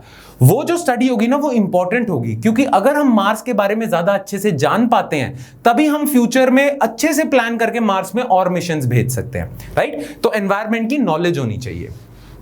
And produce oxygen from CO2 rich atmosphere. Mars का जो एटमॉस्फेयर है वो CO2 रिच है। देखते हैं कि हम ऑक्सीजन प्रोड्यूस कर सकते हैं नहीं। तो बेसिकली मेन एम आजकल पता है क्या चल रहा है कि मार्स पे भी शायद हम लाइफ पॉसिबल करवा पाएं, शायद ह्यूमंस मार्स पे रह पाएं। उससे पहले आपको मार्स को स्टडी करना पड़ेगा। मार्स बहुत ज्यादा हमारी इमेजिनेशन एक्साइट करता है कि क्योंकि उस पे कभी पहले लाइफ पॉसिबल थी ना, तो यही देखना चाहते हैं। जो इलॉन मस्क वगैरह हैं, जो अपने टेस्ला वगैरह के हैं, तो वो तो यही कहते हैं इलॉन मस्क कि मैं चाहता हूं कि मार्स पे ह्यूमंस भी कॉलोनाइज कर लें, मार्स को, ह्यूमंस चले जाएं, राइट? खैर, मार्स से ये एक्साइटमेंट है। Rover sent by NASA in the past, ये भी प्रीलिम्स में आपसे पूछ सकते हैं कि नासा ने पहले कौन से रोवर भेजे हुए हैं मार्स पे ऑलरेडी, ठीक है? एक तो मार्स का रोवर था सोजोर्नर, ठीक है? फिर मार्स ने 2 रोवर्स भेजे थे, स्पिरिट और अपॉर्चुनिटी, वो भी रह चुके हैं। फिर मार्स ने ना 2012 में क्यूरोसिटी भेजा था एक रोवर। ये जो क्यूरोसिटी है ना, इसका मिशन तो खत्म हो चुका है पर ये अभी भी जिंदा है, ठीक है? ये जिंदा है अभी भी वहां पे, तो इसकी मिशन लाइफ खत्म हो चुकी है पर इट इज स्टिल सर्वाइविंग। तो इसीलिए इसको रिप्लेस करने के लिए अब आप भेज रहे हो perseverance. Perseverance is expected to touch down on Martian surface on Feb 2021. NASA's Curiosity rover has been exploring Mars since 2012. It remains active still, although its mission life is over. All right? Now, बहुत ही कम countries हैं जो Mars पे mission भेज सकती हैं। India ने तो चलो ऑर्बिटल मिशन भेज चुके हैं मंगलयान के साथ, यूएई अब भेज रहा है। खैर नासा ने तो रोवर ही उतार दिया, बहुत पहले रोवर उतार दिया था, बट चाइना भी सक्सेसफुली मार्स पे मिशन भेज नहीं पाया। चाइना की स्पेस एजेंसी काफी सक्सेसफुल है, चाइना ने मून पे बहुत अच्छे मिशंस भेजे हैं, पर मार्स पे वो भी अभी तक नहीं भेज पाए थे। मार्स पे बहुत ही कम कंट्रीज, बहुत ही कम स्पेस एजेंसीज भेज सकती है mission. Why is that? Why is Mars so difficult? Why are Mars missions challenging? ठीक है, एक, higher radio signal round trip time. आपको पता है कि जो ऑर्बिटर आप मार्स पे भेजोगे उससे कुछ कम्युनिकेशन भी तो एस्टैब्लिश करना पड़ेगा ना। जो आप रोवर भेजोगे मार्स पे, उसके साथ आपका कम्युनिकेशन भी तो होना चाहिए, तभी तो पता चलेगा वो रोवर कर क्या रहा है वहां पे। अर्थ के साथ कम्युनिकेशन होना चाहिए ना। मून और अर्थ का डिस्टेंस तो कम है, ठीक है, तो सिग्नल्स को ना कम टाइम लगता है पहुंचने में, पर मार्स और अर्थ का डिस्टेंस तो बहुत ज्यादा है, तो सिग्नल्स को काफी टाइम लग जाता है। मैं यहां से ऑर्डर दूंगा रोवर को, वो इतने टाइम में पहुंचेगा और फिर वापस मेरे पास सिग्नल आएगा, मुझे पता चलेगा वो ऑर्डर माना गया या नहीं माना गया। तो ये जो राउंड ट्रिप टाइम होता है ना सिग्नल का, सिग्नल को टाइम बहुत लग जाता है पहुंचने में, ठीक है। दूसरा, signals are much fainter, so sensitive ground station is required. अच्छा, इतनी दूर ट्रैवल करते करते सिग्नल्स भी फेंट हो जाते हैं, है ना। तो आपका जो ग्राउंड स्टेशन है ना, अर्थ पे जो आपके स्टेशन है, रिसीवर्स हैं, वो काफी सेंसिटिव होने चाहिए ताकि वो उन फेंट सिग्नल्स को भी कैच कर सके। ऑलराइट, ठीक है। अच्छा, न्यूज़पेपर में जो आर्टिकल आया था ना, वो पता है कैसे लिखा था कि यूएसए और चाइना के बीच में स्पेस रेस शुरू हो चुकी है। तो उससे रिलेटेड ना चाइना के किसी स्पोक्समैन ने एक लाइन बोली थी, वो यूज हो सकती है। उसने बोला था, we carry out this first Mars exploration mission to peacefully use the universe. China कह रहा है हम ये पीसफुल मिशन भेज रहे हैं, कोई स्पेस रेस नहीं है। And to explore its mysteries, it is for this purpose, it is not to launch a competition with any other country. मतलब हम यूएसए से कॉम्पिटिशन नहीं कर रहे, दो सबको पता है कि ये कह कुछ और रहे हैं, बट यूएसए और चाइना में एक कॉम्पिटिशन तो लग गया है, और वो हर फील्ड में है, इकोनॉमी में है, डिफेंस में है, हेल्थ में है कि वैक्सीन कौन निकालेगा पहले, और स्पेस में तो है ही है। ऑलराइट, तो इसके साथ हमारा दूसरा खत्म होता है topic. Now the third issue is asteroid 2020 ND। अब ये क्या है, न्यूज क्या आई थी इससे? Asteroid 2020 ND passes earth on July 24th। Why is it potentially dangerous? ठीक है, एस्टेरॉयड 2020 ND की ये आर्टिकल है आपका इंडियन एक्सप्रेस में, इंडियन एक्सप्रेस की एक्सप्लेन्ड सीरीज में है। नाउ जैसा कि हमने कॉमेट्स के टाइम पे करा था, कॉमेट्स और एस्टेरॉइड्स अर्थ के आसपास भी घूम जाते हैं कई बारी। वैसे तो यूनिवर्स में चक्कर लगाते रहते हैं सोलर सिस्टम में, बट कई बारी ऐसा होता है कि काफी डेंजरसली क्लोज टू अर्थ भी आ जाते हैं और लोगों को डर लगता है, साइंटिस्ट को डर लगता है, नासा के लोगों को डर लगता है कि ये कहीं अर्थ पे हिट ना कर जाएं। अगर बड़े एस्टेरॉइड्स या बड़े कॉमेट्स अर्थ पे हिट कर जाते हैं तो डिजास्ट्रस कॉन्सिक्वेंसेज हो सकते हैं, शायद पूरी की पूरी ह्यूमन रेस खत्म हो सकती है। कहा यह जाता है कि जो आपके डायनासोर्स थे ना, वो भी किसी कॉमेट या एस्टेरॉइड, कोई बड़ी हेवनली बॉडी के अर्थ के टकराने की वजह से ही सारे डायनासोर्स अर्थ पे एक्सटिंक्ट हो गए थे, राइट? तो इसीलिए एस्टेरॉइड्स को मॉनिटर करना नासा ने अपना मिशन बनाया हुआ है। नासा का मिशन है एक नियर अर्थ ऑब्जेक्ट्स मिशन, हम देखेंगे आगे। उसमें नासा ना आसपास के जितने भी नियर अर्थ ऑब्जेक्ट्स होते हैं ना, एस्टेरॉइड्स या कॉमेट्स वगैरह, उनको मॉनिटर करता रहता है और उनका पाथ ट्रेवर्स करता रहता है, पाथ देखता रहता है कि कहीं ये अर्थ पे तो नहीं हिट करने वाले, और अगर अर्थ पे हिट नहीं करने वाले तो अर्थ के कितने पास से गुजर रहे हैं। ये सारी चीजें नासा मॉनिटर करता है और नासा ने बोला है कि ये जो एस्टेरॉइड है 2020 ND, it will pass dangerously close to the earth. ठीक है, एक बारी देख लेते हैं न्यूज क्या है। NASA has issued a warning that a huge asteroid 2020 ND will move past Earth on July 24th. ठीक है, the asteroid is about 170 meters long and will be as close as 0.034 astronomical unit to our planet. Now astronomical unit जो है ना, ये आपका क्या है? ये है आपका डिस्टेंस का यूनिट। और एस्ट्रोनॉमिकल यूनिट का मतलब क्या है? डिस्टेंस बिटवीन अर्थ एंड सन जो होगा ना, उसे 1 एस्ट्रोनॉमिकल यूनिट का हो गया। So 1 astronomical unit is distance between earth and sun. तो अगर ये 0.034 एस्ट्रोनॉमिकल यूनिट है, दैट मींस ये काफी क्लोज आएगा अर्थ के। ठीक है, डेंजरसली क्लोज है। It will be traveling at a speed of 48,000 kilometre per hour. बहुत हाई स्पीड पे है, तगड़ा इंपैक्ट करेगा ये। Alright, then its distance from Earth has placed it in the potentially dangerous category. वैसे तो बहुत सारे एस्टेरॉइड्स आसपास घूमते रहते हैं, बट ये इतना पास से गुजरेगा कि इसे पोटेंशियली डेंजरस कैटेगरी में डाला हुआ कि अगर थोड़ा सा भी इधर उधर हो गया और अर्थ को हिट कर गया तो बहुत प्रॉब्लम हो सकती है। आपको पता है नासा का ये जो प्रोग्राम है ना, जिसको हम अभी देखेंगे, नासा कहता है कोई भी एस्टेरॉइड अगर 30 मीटर से बड़ा है, 30 मीटर से ज्यादा लॉन्ग है, तो वो काफी ज्यादा प्रॉब्लम्स क्रिएट कर सकता है। ये तो फिर भी 170 मीटर लॉन्ग है। जो 140 मीटर से बड़े होते हैं वो तो काफी इंपैक्ट क्रिएट कर सकते हैं, काफी प्रॉब्लम क्रिएट कर सकते हैं। बट 30 मीटर से भी जो बड़े होंगे ना, वो भी छोटा मोटा डैमेज तो कर ही जाएंगे। ठीक है, तो ये 170 मीटर लॉन्ग है, काफी बड़ा और डेंजरस ऑब्जेक्ट है। नाउ एक बार एक चीज देख लेते हैं, एस्टेरॉइड और कॉमेट्स के बीच में डिफरेंस फिर से देख लेते हैं। वैसे हमने करा ही हुआ है, ठीक है, एस्टेरॉइड्स हो गए आपके और एक हो गए कॉमेट। कॉमेट हम कर चुके हैं पिछली क्लास में ना। एस्टेरॉइड्स पता क्या है? यही बॉडीज हैं, ये रॉक्स वगैरह हैं जो स्पेस में फ्लोट करती जा रही हैं। ये रॉक्स, जितनी भी रॉक्स मार्स और जुपिटर के बीच में फ्लोट करती रहती है ना, एक प्रॉपर वो लेयर बनी हुई है।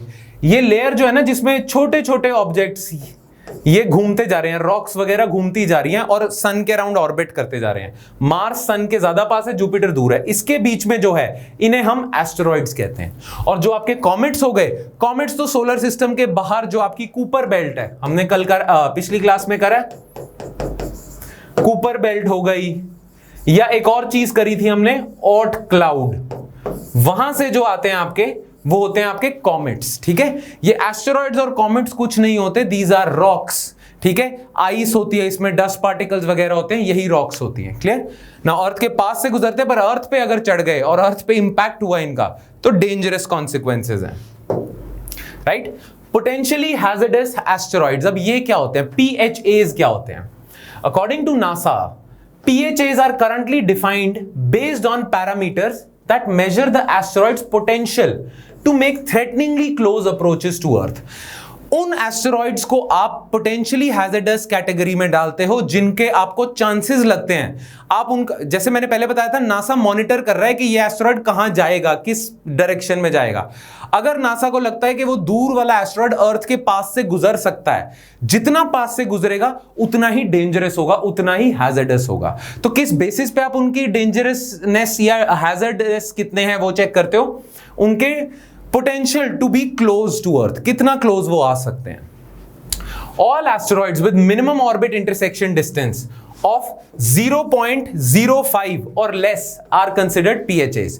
वो एस्टेरॉइड जिसके चांसेस हैं कि वो 0.05 एस्ट्रोनॉमिकल यूनिट्स से कम डिस्टेंस, या तो 0.05 एस्ट्रोनॉमिकल यूनिट या इससे भी कम डिस्टेंस से अर्थ के पास से निकलेगा, वो आप इस कैटेगरी में डालते हो। और ये जो अपना 2020 ND है, ये वाला जो एस्टेरॉइड है, ये तो आप देख सकते हो कितने डिस्टेंस पे है, 0.034, तो ये तो कम है, ये तो काफी डेंजरस है। ठीक है, दो it is not necessary that asteroids classified as PHAs will impact the earth. मतलब ये जरूरी नहीं है कि जिसको नासा कह देता है कि ये PHA है वो पक्का ही पक्का अर्थ पे इंपैक्ट करेगा, बट नासा इससे बस वार्निंग दे रहा है कि आ सकता है आपके पास। Alright, it only means that there is a possibility of such a threat. Alright, now near earth objects क्या होते हैं? नासा ना कहता है कि वो कॉमेट्स और वो एस्टेरॉइड जिनके चांसेस हैं कि अर्थ के पास आ जाएं और अर्थ के आसपास घूमते रहते हैं, उन्हें नियर अर्थ ऑब्जेक्ट्स कहता है। नासा ने ही ये क्लासिफिकेशन दी है। तो नासा के अकॉर्डिंग क्या डेफिनेशन है नियर अर्थ ऑब्जेक्ट्स की? Comets and asteroids that are nudged by gravitational attraction of nearby planets into orbits which allows them to enter Earth's neighborhood। जो एस्टेरॉइड्स है ना वो तो फ्लोट करते जा रहे हैं, कॉमेट्स है ना वो फ्लोट करते जा रहे हैं, ऑर्बिट करते जा रहे हैं सन के अराउंड, बट हमारे अर्थ के आसपास जो प्लैनेट्स है ना कई बारी अपने ग्रेविटेशनल पुल की वजह से उन्हें उनकी डायरेक्शन भटका देते हैं और उन्हें पास बुला लेते हैं। ठीक है, ग्रेविटेशनल पुल की वजह से उनकी डायरेक्शन चेंज हो जाती है। जैसे वो ऐसे जा रहा था, यहां पे प्लैनेट आ गया, ऐसे आ रहा था, यहां पे प्लैनेट आ गया, इस डायरेक्शन में हो गया, अब उसकी डायरेक्शन वो हो जाएगी। तो बाकी प्लैनेट्स के ग्रेविटेशनल पुल की वजह से वो कई बारी अर्थ के नेबरहुड में आ जाता है। वो ऑब्जेक्ट्स जो अर्थ के नेबरहुड में आ जाते हैं उन्हें हम नियर अर्थ ऑब्जेक्ट्स कहते हैं। ठीक है, now NASA centre for near earth objects study, CNEOS, NASA centre for near earth object study determines the times and distances of these objects as and when their approach to the earth is close। ठीक है, monitor करने का काम in near earth objects को है CNEOS का। Clear? अच्छा, NASA's near earth objects observation program, ये नासा का प्रोग्राम है। Near earth object NEO observation program finds, ठीक है, tracks and characterizes over 90% of the predicted number of NEOs। ये ट्रैक करता है और उनका पाथ प्रेडिक्ट करता है 90% of NEOs that are 140 meters और लार्ज।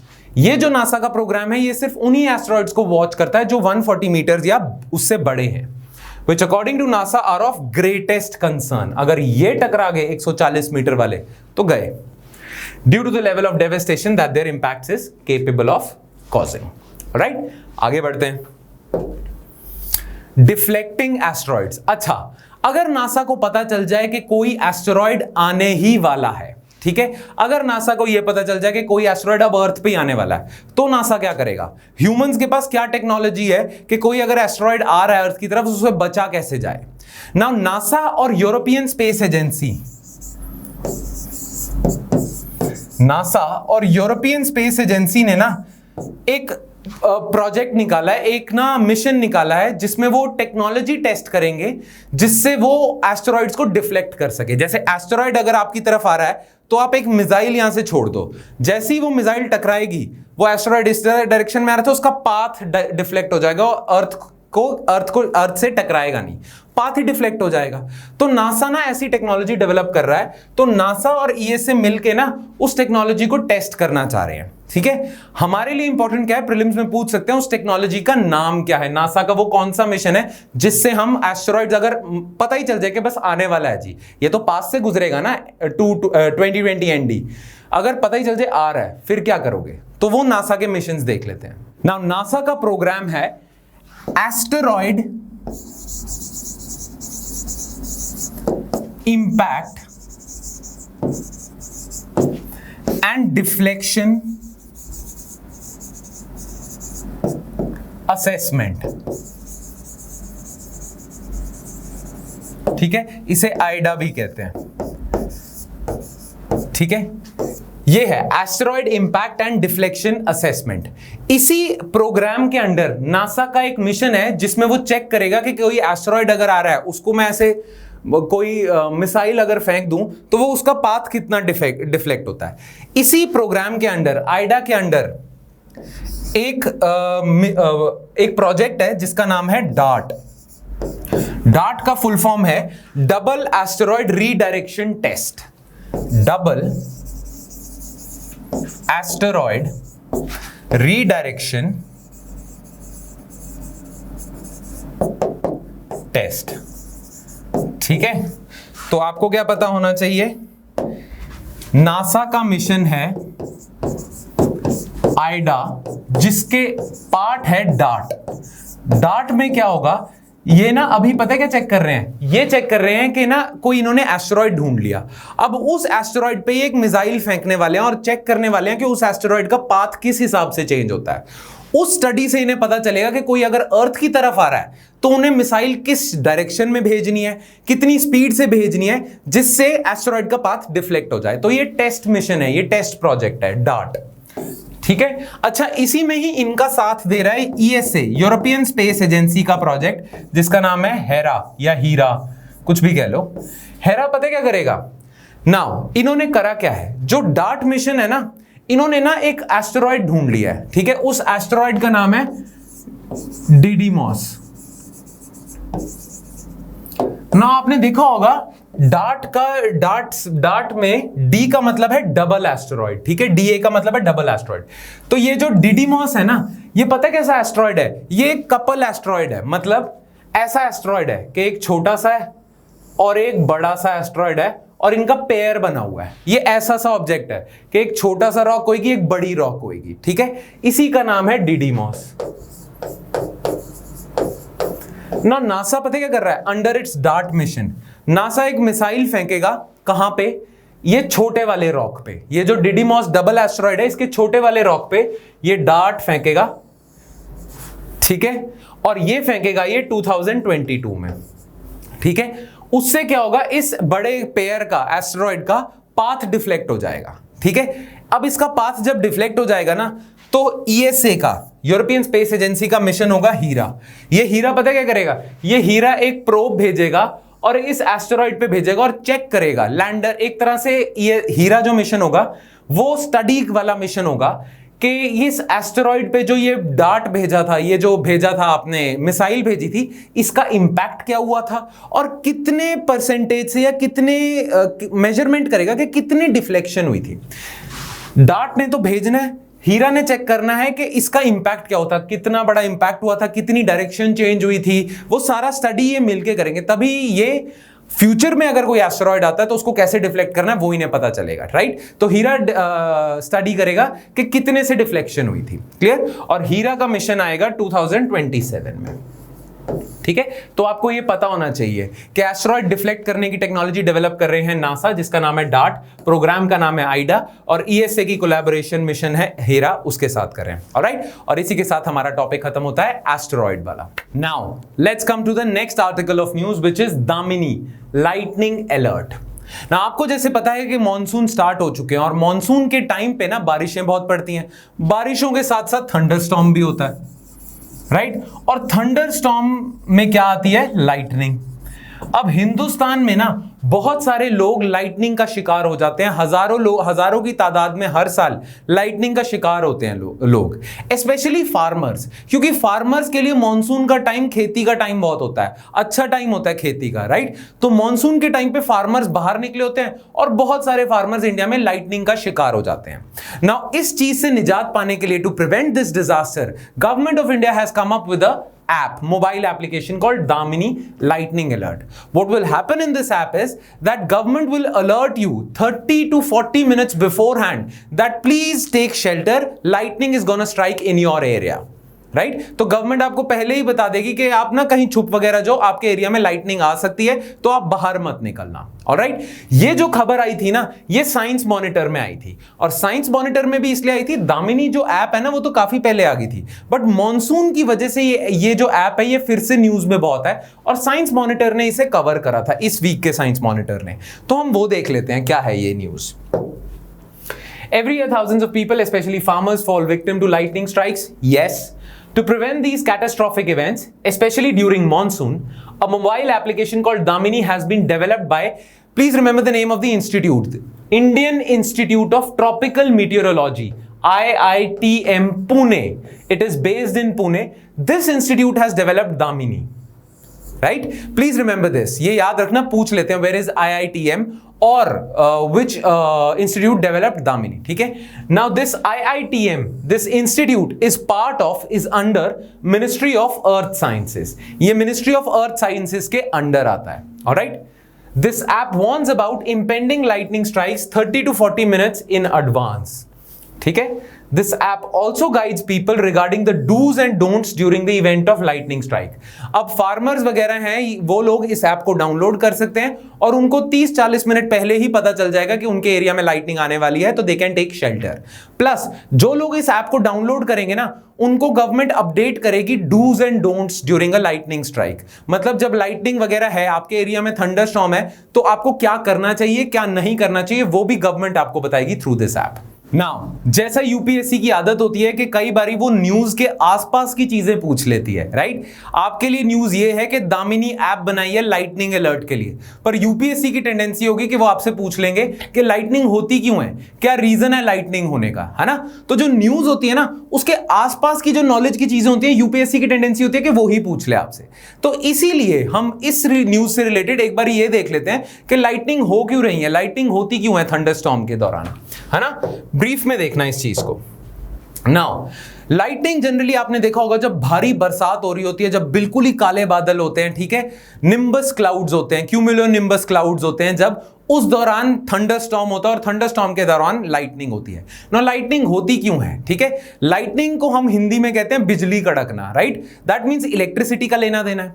अब होता पता क्या है, क्या होता है कि जैसे एक क्लाउड होगा, ठीक है, उस क्लाउड में वाटर ड्रॉपलेट्स होंगे, आइस क्रिस्टल्स होंगे, हाइट पे ठंडा होगा ना, तो कुछ आइस क्रिस्टल्स होंगे, कुछ वाटर ड्रॉपलेट्स होंगे, ठीक है।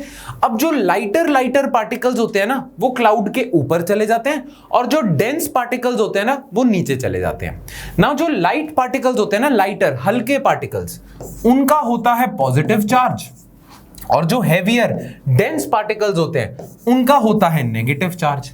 तो एक क्लाउड के अंदर ना जो लाइट पार्टिकल हैं वो ऊपर चले जाएंगे और जो डेंस पार्टिकल हैं वो नीचे चले जाएंगे। तभी यहां पर आप इस पिक्चर में देख सकते हो, क्लाउड के ऊपर ये पहला क्लाउड है, ये दूसरा क्लाउड है। क्लाउड के टॉप पे पॉजिटिव बना हुआ है और क्लाउड के नीचे पे नेगेटिव बना हुआ है। Why? Because negatively charge particles are heavier in nature and positively charge particles are lighter in nature, and that's why they rise up. Clear? अब यहां पे ना कई बारी पॉजिटिव चार्ज इतना ज्यादा एक्यूमुलेट हो जाता है ना, इतना ज्यादा हो जाता है, और नीचे को नेगेटिव चार्ज इतना ज्यादा एक्यूमुलेट हो जाता है कि जो पूरा क्लाउड है ना, इसके टॉप पे बहुत ज्यादा पॉजिटिव चार्ज है और इसके बॉटम पे बहुत नेगेटिव चार्ज है, ठीक है। जब इतने ज्यादा चार्जेस एक्यूमुलेट हो जाएंगे ना, इनके बीच में से करंट पास करेगा, ठीक है, इनके बीच में करंट पास करेगा। वो जो करंट पास करता है ना, उसे ही हम लाइटनिंग कहते हैं, उसे ही हम बिजली कहते हैं, राइट? बिजली कड़कती है। क्लियर? तो ज्यादातर बिजलियां जो होती है ना, वो क्लाउड के बीच में ही कड़कती हैं। ज्यादातर लाइटिंग ना क्लाउड के बीच में ही होती है, ठीक है, between the top portion of a cloud and bottom portion of a cloud due to difference in charges, ठीक है। बट कई बारी क्या होता है कि ये जो इनके बीच में लाइटनिंग आ रही है ना, इनके बीच में जो करंट जा रहा है, वो कई बारी क्लाउड को भी एस्केप कर देता है और नीचे आ जाता है।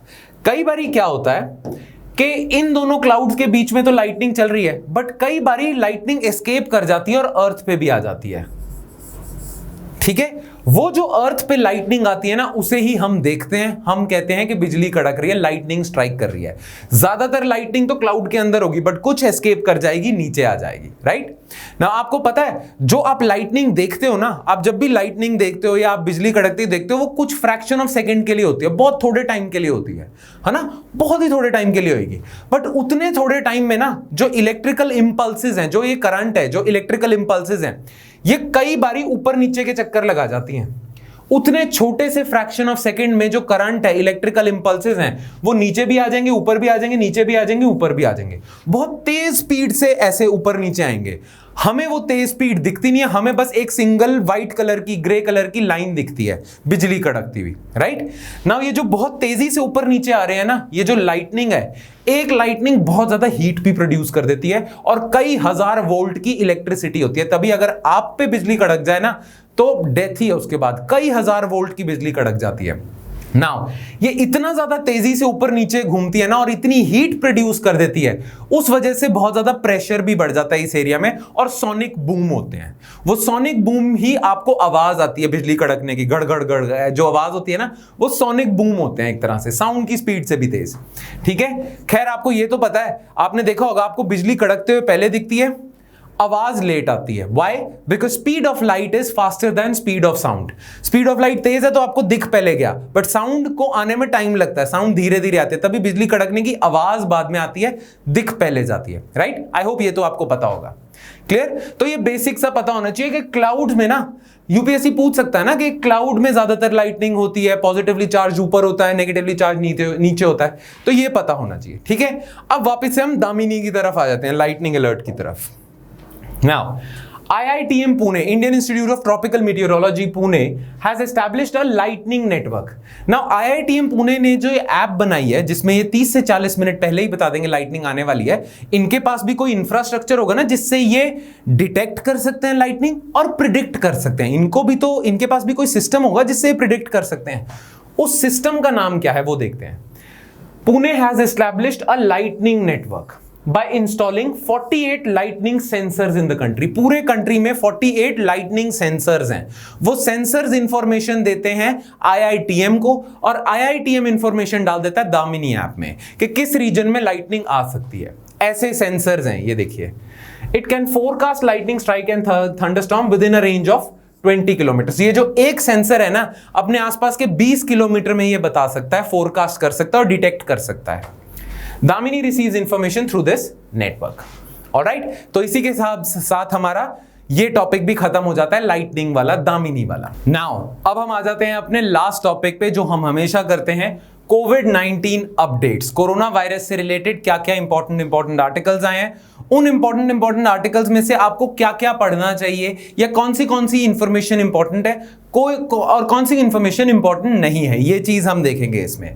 नाउ इस हफ्ते जो कोरोना वायरस रिलेटेड जो इंपॉर्टेंट अपडेट्स हुई है ना, उनके हिसाब से मैंने कुछ इंपॉर्टेंट आर्टिकल्स यहां शॉर्टलिस्ट कर दिए हैं। नाउ 3 आर्टिकल्स तो हिंदू में आए थे। एक था the Hindu explains what are the implications of the Delhi sero survey finding, serological survey हमने करा हुआ है पहले। Then the Hindu explains is SARS-CoV-2 a latent virus which can recur, एक यह है। और आपको पता है कि ऑक्सफोर्ड जो वैक्सीन बना रहा है एस्ट्राजेनेका के साथ जो वैक्सीन बना रहा है, वो काफी एडवांस स्टेजेस में है, और उसके phase 3 trials, clinical trials begin होने वाले हैं, ठीक है। तो उससे रिलेटेड न्यूज है, क्योंकि ऑक्सफोर्ड का जो टाई अप है ना, वो सीरम इंस्टीट्यूट ऑफ इंडिया के साथ हो रखा है, वो अभी हम देखेंगे, ठीक है। और एक आर्टिकल आपका द प्रिंट ऑनलाइन न्यूज, वो है ये पोर्टल है, उस पे आर्टिकल आया था, great news on COVID vaccine as Oxford trial shows dual immune reaction against corona virus. तो ये कुछ न्यूज आइटम्स हैं, इनको हम ना ब्रीफ में देखेंगे, इसमें से जो जो हमारे लिए इंपॉर्टेंट होगा वो देख लेते हैं। ऑलराइट, नाउ सबसे पहले हम देखते हैं दिल्ली सीरो सर्वे फाइंडिंग्स, ठीक है।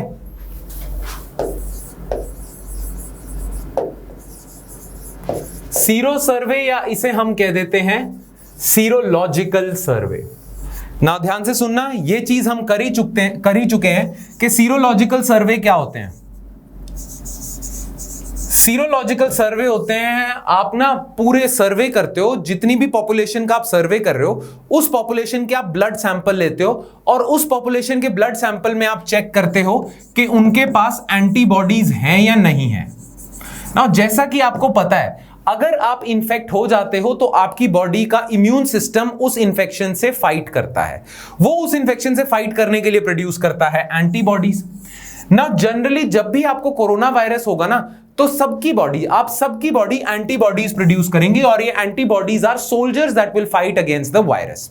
ना जब आप इन्फेक्ट होते हो ना उसके 5 दिन बाद, कम से कम 5 दिन लगते हैं एंटीबॉडीज प्रोड्यूस होने में, ठीक है। और जनरली कहते हैं कि कोरोना वायरस जो होगा वो कम से कम 21 दिन लेता है आपकी बॉडी में, 14 दिन कई बारी कहते हैं, कई बारी 21 दिन, सेफ साइड पे हम 21 दिन कह देते हैं ना। जब आपकी बॉडी से इंफेक्शन चला गया तो कई हफ्तों तक ये एंटीबॉडीज आपकी बॉडी में प्रेजेंट रहती हैं, ठीक है। नाउ अगर आप रैंडमली लोगों को सेलेक्ट कर लो, रैंडमली लोगों को सर्वे करो और चेक करो किस किस में ये कोरोना वायरस वाली एंटीबॉडीज हैं, कोरोना वायरस से फाइट करने वाली एंटीबॉडीज हैं, जिन जिन लोगों के पास एंटीबॉडीज होंगी उन लोगों को कभी ना कभी कोरोना वायरस इंफेक्शन हुआ होगा। दैट मींस इस सर्वे से हमें यह पता चलता है, सीरोलॉजिकल सर्वे से हमें यह पता चलता है कि किन किन लोगों को कोरोना वायरस हो चुका है ना। अभी रिसेंटली इस सर्वे ने पता क्या बताया कि जो दिल्ली है ना, दिल्ली की ऑलमोस्ट पॉपुलेशन है 20 मिलियन के आसपास, दिल्ली की 23%, क्लोज टू 23%, 23.8% का है वैसे इसने, बट क्लोज टू 23% पॉपुलेशन को कोरोना हो चुका है कभी ना कभी, या तो अभी कोरोना है या हो चुका है उनको, अब वो ठीक हो चुके हैं, ठीक है।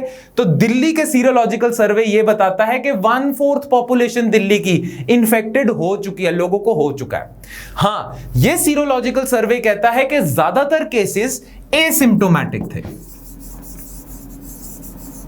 एसिम्प्टोमेटिक मतलब उन्हें पता ही नहीं चला कि उनको कोरोना हो गया, उनकी बॉडी के इम्यून सिस्टम ने इतना अच्छा फाइट करा कि उनको सिम्टम्स ही नहीं आए, राइट। तो ज्यादातर केसेस एसिम्प्टोमेटिक थे, बट 1/4, क्लोज टू 1/4, 23% पॉपुलेशन आपकी, क्लोज टू 23% पॉपुलेशन को कोरोना हो चुका है। नाउ दिल्ली में अगर किसी को कोरोना है, जो आपके नंबर्स नहीं आते कि दिल्ली में एक दिन में 200 इन्फेक्शन आ गए, 400 इन्फेक्शन आ गए, चंडीगढ़ में एक दिन में 50 इन्फेक्शन आ गए, ये जो नंबर्स आते हैं ना ये कंफर्म्ड केसेस के होते हैं। नाउ कंफर्म्ड केसेस आप पता कहां से पता करते हो? जो कंफर्म्ड केसेस होते हैं ना वो आप एक स्पेसिफिक टेस्ट से करते हो कंफर्मेशन, ठीक है। उस टेस्ट का नाम है, हमने करा हुआ ये पहले की क्लासों में, आरटी-पीसीआर टेस्ट। आरटी-पीसीआर टेस्ट से आप कंफर्म करते हो, क्योंकि ये गोल्ड स्टैंडर्ड है जो भी कोविड-19 के टेस्ट होते हैं, ये बेस्ट पॉसिबल टेस्ट है। इसके अगर इससे टेस्ट करोगे तो हाई रेट ऑफ सक्सेस है। हाई रेट ऑफ सक्सेस का मतलब कि अगर आप आरटी-पीसीआर टेस्ट करते हो तो चांसेस हैं कि आप राइट होगे, आपका राइट रिजल्ट आएगा ना। आरटी-पीसीआर आपको पता ही है ना, RT PCR test reverse transcription polymerase chain reaction हमने करा हुआ है पहले। तो आरटी-पीसीआर टेस्ट से कंफर्म्ड केसेस आते हैं। नाउ ये सीरोलॉजिकल सर्वे पता है क्या कहता है? कहता है गवर्नमेंट ने ना कंफर्म्ड केसेस आज तक जितने बताए हैं वो तो इतने हैं, ठीक है, बट सीरोलॉजिकल सर्वे बताता है कि इन्फेक्टेड लोगों की तादाद जो अभी इन्फेक्टेड है या जो पहले इन्फेक्टेड थे वो इतनी है। मतलब कंफर्म्ड केसेस इधर हैं और इन्फेक्टेड लोगों तो 23% है।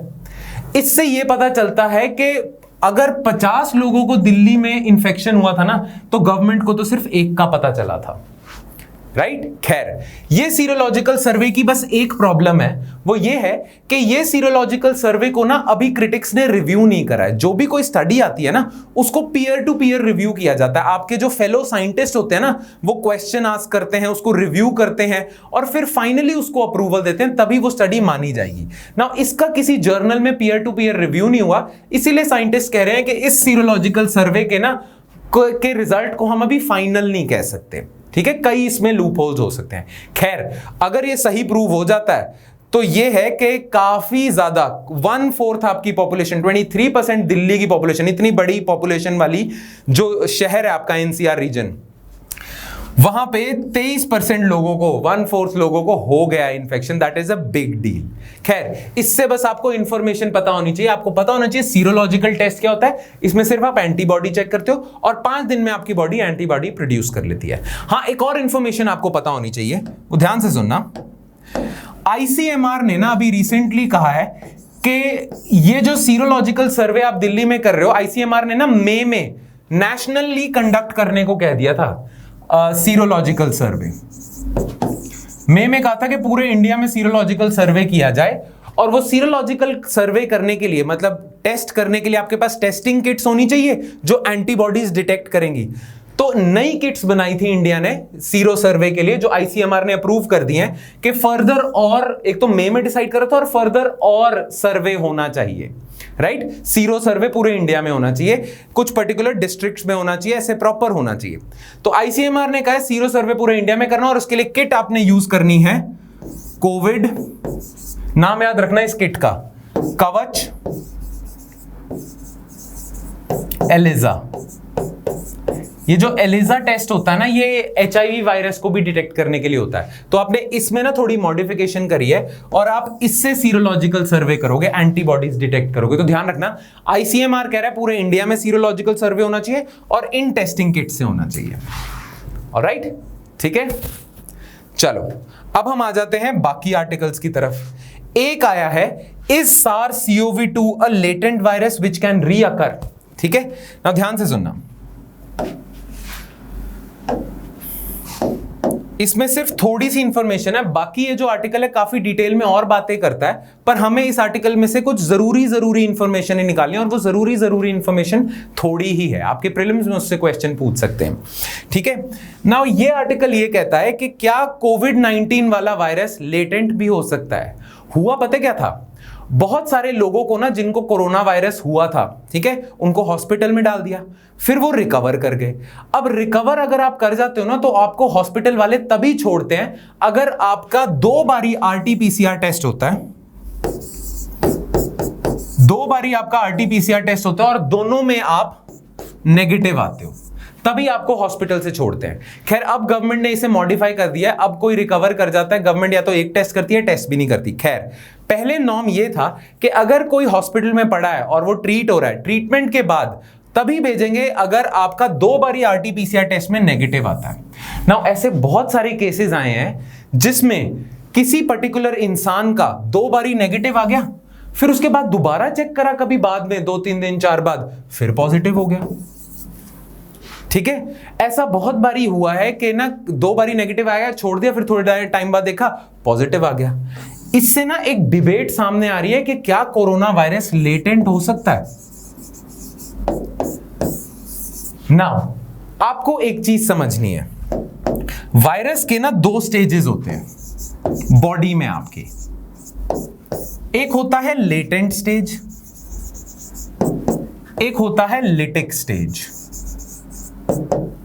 ठीक है, एक होगा आपका लेटेंट स्टेज और एक होगा लिटिक स्टेज।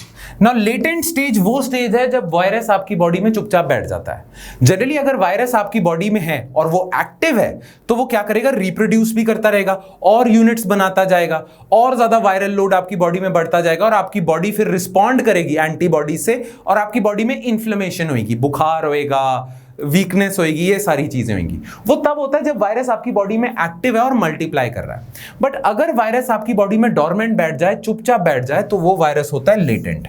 अगर वायरस लेटेंट स्टेज में है तो आप उसे डिटेक्ट ही नहीं कर सकते, आपके टेस्ट काम ही नहीं आएंगे, आरटीपीसीआर टेस्ट भी नहीं काम आएगा, क्योंकि वायरस रिप्रोड्यूस करके इतना प्रोड्यूस ही नहीं कर रहा कि इतना आरएनए मॉलिक्यूल्स प्रोड्यूस ही नहीं कर रहा।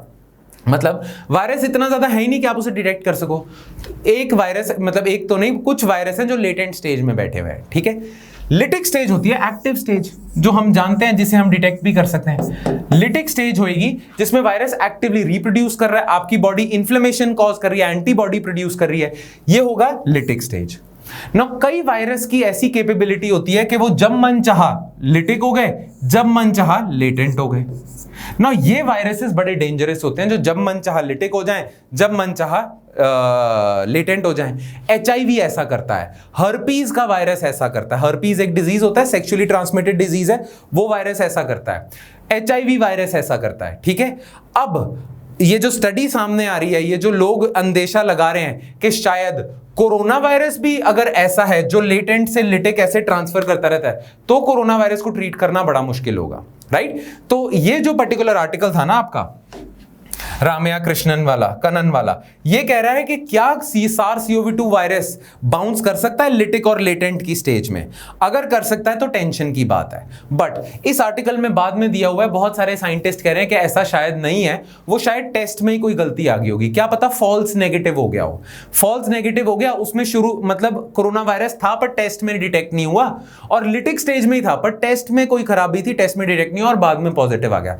तो अभी ना प्रॉपरली श्योरली ये एविडेंस नहीं आया कि वो लेटेंट स्टेज पे है, कोरोना वायरस लेटेंट भी हो सकता है, श्योरली नहीं आया। तो ये आर्टिकल फिर बस ओपनली एंड में ऐसे ही छोड़ देते हैं कि बहुत सारे साइंटिस्ट कह रहे हैं, उनकी स्टेटमेंट दिखाते हैं कि बहुत सारे साइंटिस्ट कह रहे हैं कि नहीं, लेटेंट में शायद नहीं आया, प्रॉपर एविडेंस नहीं है, मतलब कोई टेस्ट में ही खराबी होगी, राइट। तो एक तो ये आर्टिकल हो गया, और लास्ट आर्टिकल आपका है सीरम इंस्टीट्यूट ऑफ इंडिया और ऑक्सफोर्ड के कोविड-19 की वैक्सीन आ रही है। बड़े ब्रीफ में देख लेते हैं, थोड़े से में ही। आपको पता है कि बहुत सारे कैंडिडेट्स हैं ग्लोबली जो वैक्सीन बना रहे हैं। इंडिया की भी कोवैक्सीन आ रही है, ठीक है, और हर वैक्सीन को क्लिनिकल ट्रायल करने होते हैं, और हमने क्लिनिकल ट्रायल करा हुआ है। पिछली अगर आप हमारी साइंस एंड टेक की वीडियोस उठाओगे तो हमने क्लिनिकल ट्रायल डिटेल में करा हुआ है। एक प्री क्लिनिकल स्टेज होता है, फिर फेज 1, 2, 3 और फिर बाद का स्टेज होता है मार्केटिंग का, या फेज 4 ऑफ क्लिनिकल ट्रायल होता है। नाउ बहुत सारे कैंडिडेट्स वैक्सीन के घूम रहे हैं, बट जो सबसे आगे कैंडिडेट है ना, जो क्लिनिकल ट्रायल्स में सबसे आगे चल रहा है, वो है ऑक्सफोर्ड का कैंडिडेट। ऑक्सफोर्ड यूनिवर्सिटी प्लस एक फार्मास्यूटिकल कंपनी है जिसका नाम है एस्ट्राजेनेका। ये लोग कर रहे हैं, ये लोग सबसे आगे हैं। अभी रिसेंटली न्यूज आई है कि ऑक्सफोर्ड और एस्ट्राजेनेका का जो वैक्सीन का कैंडिडेट है ना, उसका नाम है ऐसे कोड्स में, वो जो इनका वैक्सीन का कैंडिडेट है उसने काफी अच्छे साइंस दिखाए हैं कि वो वैक्सीन काम करती है, और phase 2 clinical trial almost complete है। अब ये फेज 3 में जाने वाला है, जहां ज्यादा लोगों पे टेस्ट करेंगे। अभी थोड़े लोगों पे टेस्ट कर रहे थे, अब ये ज्यादा लोगों पे टेस्ट करेंगे वैक्सीन को। नाउ ये जो ऑक्सफोर्ड और एस्ट्राजेनेका का प्रोजेक्ट है ना वैक्सीन का, इनका ऑक्सफोर्ड का टाई अप हो रखा है इंडिया के serum institute of India. Tie up किस चीज के लिए हो गया? टाई अप है मैन्युफैक्चरिंग के लिए। ऑक्सफोर्ड जब अपनी वैक्सीन निकालेगा तो उसका टाई अप है सीरम इंस्टीट्यूट ऑफ इंडिया के साथ कि आप मेरे बिहाफ पे मैन्युफैक्चरिंग कर दो।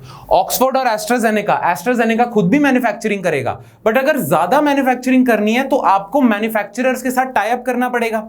तो इंडिया में सीरम इंस्टीट्यूट ऑफ इंडिया है, ऑक्सफोर्ड ने उसके साथ टाई अप करा हुआ है कि जब वैक्सीन निकल जाएगी आप बल्क में प्रोड्यूस करने लग जाना और लोगों को पहुंचा देना। Now serum institute of India ने ऑलरेडी मैन्युफैक्चरिंग स्टार्ट कर दी है। वो किस लिए?